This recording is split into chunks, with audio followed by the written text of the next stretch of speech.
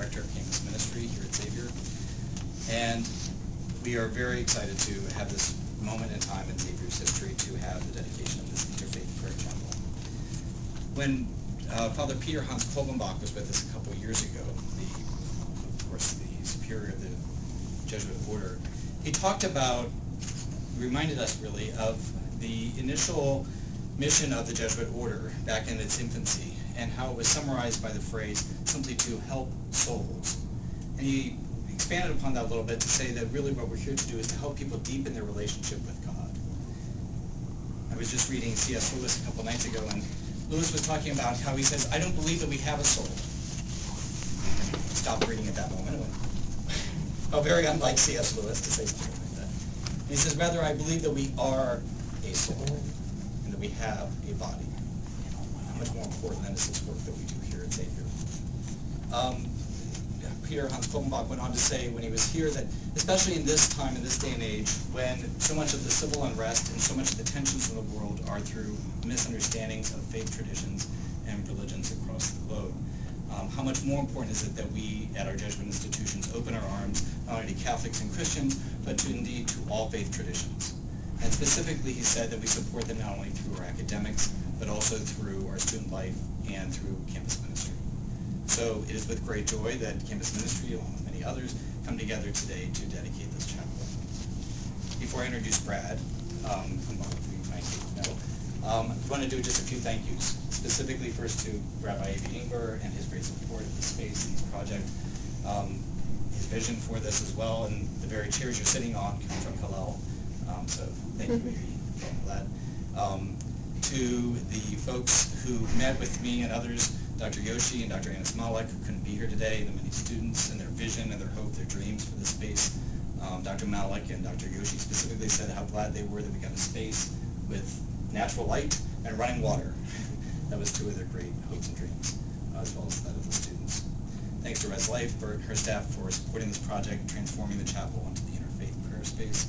To Jim Bergen and his amazing staff, who took all those hopes and dreams and gave us this space that we're in, this lovely space with new flooring, new lighting, new ceiling, a new door, a door that was a door that is no longer a door, the amazing miracle of modern plumbing, and all of that. So thank you to many people for making this day come to be, as well as for Dr. Kathleen Simons and Dr. Smith, who actually have been supporting this since Dr. Simons first came. So now I'd like to turn it over to Brad Seligmann, who will just share a little bit of where we've come from and where we've been. Brad.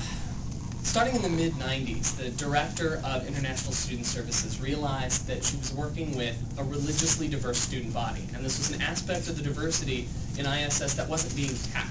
So she started a group called DOORS, Diversity of Our Religions.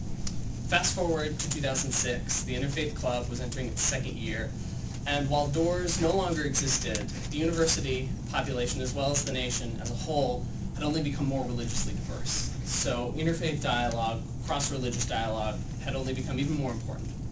So in 2006, new club, flapping our wings, trying to figure out what to do, we decided we would go to campus ministry with an idea. We wanted a neutral space on campus where students of any faith, all faiths, no faith, could go to pray or meditate.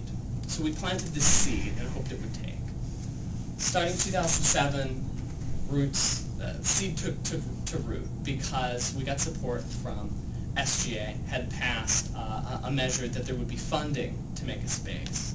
And really the rest is sort of history. 2008 we began planning initial ideas for the space, what we wanted, and now here you are in the space. So that is sort of a short history of space.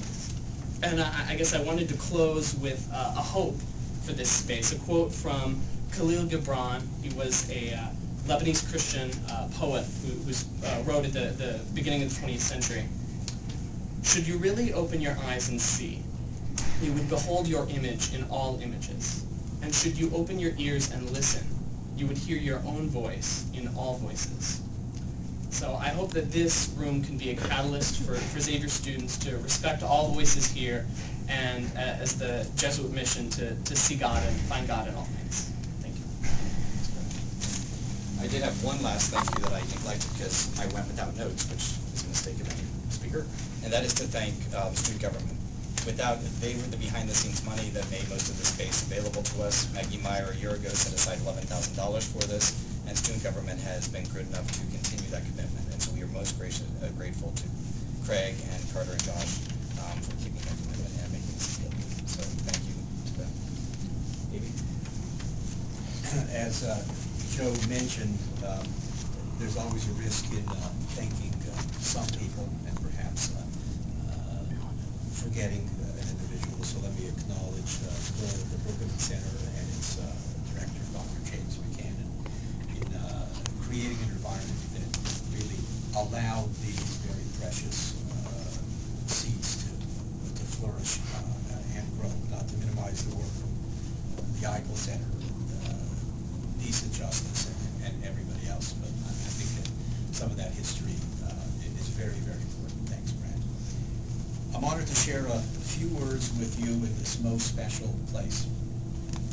I speak actually not of this prayer room, which we are dedicating this afternoon, but this university, built on Jesuit teachings and committed to the education of young people and their formation intellectually, morally, and spiritually. That commitment had great clarity to those who established this university. I contend it has even greater clarity today. Each and every one of our students must share learning and life experiences to prepare them for life in this, the 21st century. To do so is to give our students both roots and wings. Roots anchored in the diversity of world religions, faiths, and cultures, and wings to soar and to return to this world.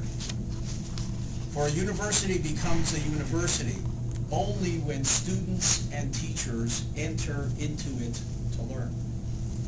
A library becomes a library only when people enter into it to borrow and read books. And a chapel, this chapel, becomes a chapel only when people enter into it to pray.